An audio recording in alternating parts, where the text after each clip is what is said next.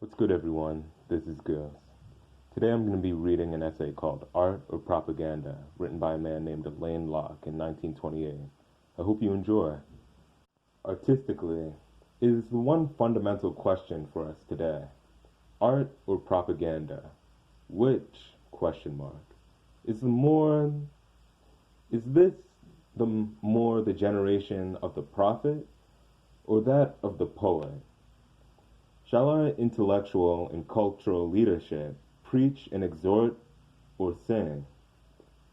I believe that we are at that interesting moment when the prophet becomes the poet and when the prophecy becomes the expressive song, the chant of fulfillment.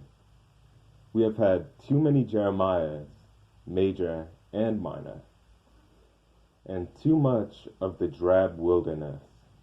My chief objection to propaganda, from its besetting sin of monotony and disproportion, is that it perpetuates the position of group inferiority, even in crying out against it. For it leaves and speaks under the shadow of a dominant majority whom it harangues, cajoles, threatens, or supplicates. It is too extroverted for balance or poise or inner dignity and self-respect. Art, in the best sense, is rooted in self-expression, and whether naive or sophisticated is self-contained. And our spiritual growth, genius, and talent. The literature and art of this younger generation already reflects this shift of psychology, this regeneration of the spirit. David should be its patron saint. It should confront the Philistines with its 5 smooth pebbles fearlessly, in reference to the Bible story, David and Goliath, obviously. There is more strength in a confident camp than in a threatened enemy. The sense of inferiority must be innerly compensated. Self-conviction must supplant self-justification. In the dignity of this attitude, a conceived minority must confront.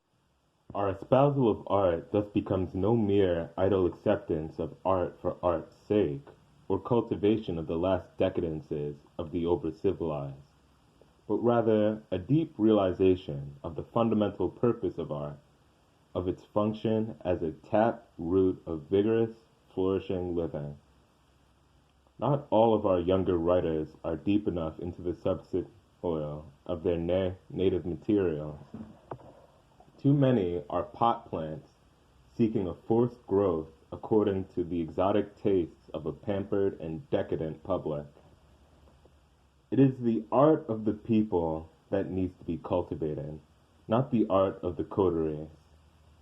Propaganda itself is preferable to shallow, trunkling imitation. Negro things may reasonably. Today, we have had little sustained art unsubsidized by propaganda. We must admit this debt to these foster agencies. The 3 journals which have been vehicles of most of our artistic expressions have been avowed organs of social movements and organized social programs. All of our purely artistic publications have been sporadic. There is all the greater need, then, for a sustained vehicle of free and purely artistic expression. If Harlem should happily fill this need, it will perform an honor. We need, I suppose, in addition to art, some substitute for propaganda. What shall that be? Surely we must take some cognizance of the fact that we live in the center of a social problem.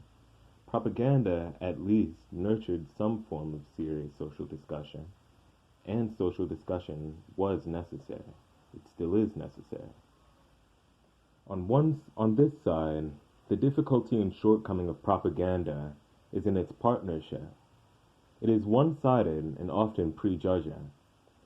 Should we not have a journal of free discussion, open to all sides of the problem and to all camps of belief?